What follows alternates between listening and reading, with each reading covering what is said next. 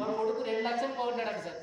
Games ఆడి ఎన్ని transactions 3 నెలల్లో 800 transactions 800 transactions ఒక అమ్మాయి సూసైడ్ చేసుకుంది గేమ్స్ ఆడి. 800 ట్రాన్సాక్షన్ జరిగినాయి.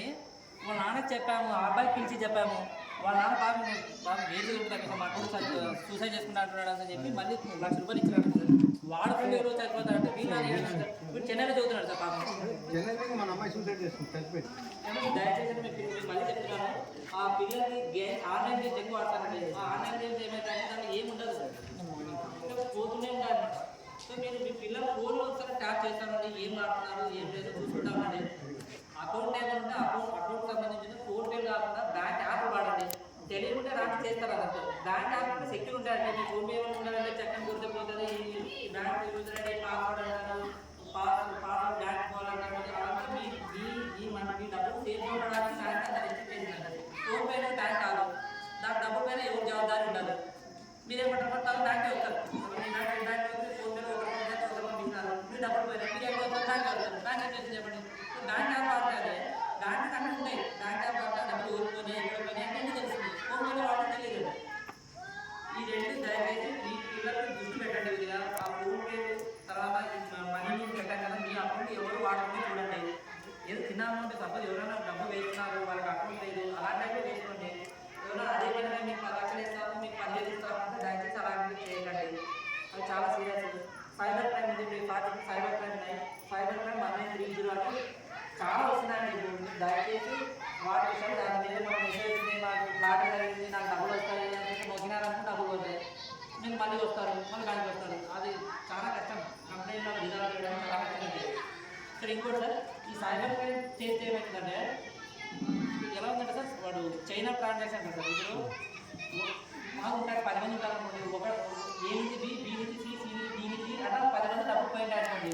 మన ప్రమేయం ఏం లేకుండా నేను 10 వాళ్ళు అయింటారండి. ఇప్పుడు నేను ఏం చేస్తాను, నేను సార్ డబ్బులు పంపిస్తానండి. నాకు ఎవరైతే పంపించాడో వాడైనా ఆన్లైన్ మోసం చేసి వాడి డబ్బులు నాకు వచ్చినాయి అనుకోండి, నా డబ్బులు ఓటు పెడతారు. మొత్తం చైనా ట్రాన్సాక్షన్స్ అంటారు. అంటే 10 మంది ఉన్నారండి, 10 మందిలో మీ నుంచి మీకు, మీ నుంచి మీ నుంచి అట్లా 10 మంది డబ్బులు పోయినాయి అనుకోండి, నా ప్రమేయం నాకు వచ్చినాయి. నా ప్రమేయం ఏం లేకపోయినా ఆయన నుంచి నాకు డబ్బులు వచ్చినాయి కానీ నాకు కూడా ఓటు పడుతుంది. అది నిరూపించుకోవడం చాలా కష్టం. కోర్టు నుంచి ఆర్డర్ తీసుకొస్తేనే అవుతుందన్నమాట. సో అందుకు తెలియని వాళ్ళ దగ్గర నుంచి దయచేసి ఫోన్పేలో డబ్బులు వేసుకోవద్దండి. బ్యాంక్ యాప్ ఉంటే వేసుకోండి. ఎస్బీఐ అయితే ఎవరు ఉంది, కెనరా బ్యాంక్ ఎవరు బ్యాంకు వాళ్ళ యాప్ ఉంటే ఆ యాప్ వేసుకోండి. ఏ బ్యాంక్ అయినా పర్లేదండి, ఏ బ్యాంక్ యాప్ వాడండి. అనవసరంగా ఫోన్పే లింక్ దయచేసి వాడద్దండి. ఇంకా సేవింగ్స్ అకౌంట్ వచ్చేవాడికి పిఎం ఎస్బీఐ, పిఎం జేజేబీఐ అనేది చేసుకోండి. మనం సార్ మీరు ఇన్సూరెన్స్ చెప్తే ఏమనుకుంటారు సార్, అది బ్యాంక్ వాళ్ళకి ఏమవుతుంది, ఇన్సూరెన్స్ అమ్ముతారు, ఇన్సూరెన్స్ అవుతా అనుకుంటారండి. బ్యాంక్ ఎప్పుడైనా కానండి ఏదైనా ఇన్సూరెన్స్ చేస్తే లోన్ తీసుకున్నారనుకోండి, మీరు ప్రాబ్లం తీసుకున్నారనుకోండి, లక్షలు సపోజ్ పిఎం ఎస్బీఐ జేబీఐ చేశారనుకోండి, ఎగ్జాంపుల్ మీకు ఏమైనా అపాయం జరిగింది, ఆ 3 లక్షలు కట్టవలసిన లేదు, దాన్ని క్లెయిమ్ చేస్తాము, డబ్బులు వస్తాయి. అది మీరు మనిషి చనిపోయినప్పుడు వాళ్ళ భారమే. మనిషి చనిపోయారంటేనే కుటుంబానికి భారం. అలాంటప్పుడు వాళ్ళు బ్యాంక్ వాళ్ళు వచ్చి మీకు నోటీస్ పంపించి మీరు డబ్బులు కట్టాలంటే ఎంత కష్టం. అందుకోసమే ఇన్సూరెన్స్ చేయడం. కానీ జనాలు చెప్పే ఇన్సూరెన్స్ అనేది తక్కువ భారం. బ్యాంక్కి వచ్చేది బ్యాంక్కి కమిషన్ రాదు, ఏం రాదు. బ్యాంక్ ఏంటంటే పక్క వాళ్ళు కాకుండా బ్యాంక్ ఇన్సూరెన్స్ కూడా బ్యాంక్ వాళ్ళు చేస్తారు. కాబట్టి మరి కంపెనీ వేరే కంపెనీ కాకుండా బ్యాంక్ వాళ్ళు చేస్తారు. సపరేట్గా బడ్జెట్ పెట్టేసి అది ఇన్సూరెన్స్ చేస్తారు. దయచేసి గవర్నమెంట్ సంబంధించి పిఎం పిఎం జేజేబీవై 2 కలిస్తే ₹400. ఈ ₹400 చేస్తే ఏ విధంగా మీకు అపాయం జరిగిన 2 లక్షల దాకా డబ్బులు వస్తాయి. ఇది దయచేసి అందరూ ఏ బ్యాంక్ ఏ అకౌంట్లో ఏ బ్యాంక్ అకౌంట్లో అలా వెళ్ళి ఇది మాత్రం దయచేసి చేసుకోండి. సార్ ఏదో మనం ఎప్పుడే చేసిన వస్తున్నారు, మీరు ఎప్పుడు చేసినా డబ్బు పెట్టుకోవాలి చేసుకోండి. ఇంకోటి ఏం చేయాలండి,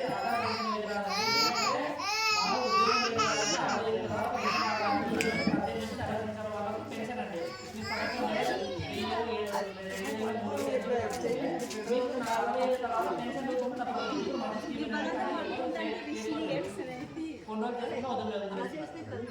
మనకు 60 సంవత్సరాల తర్వాత వస్తుంది కానీ ఆలోచన జనరల్గా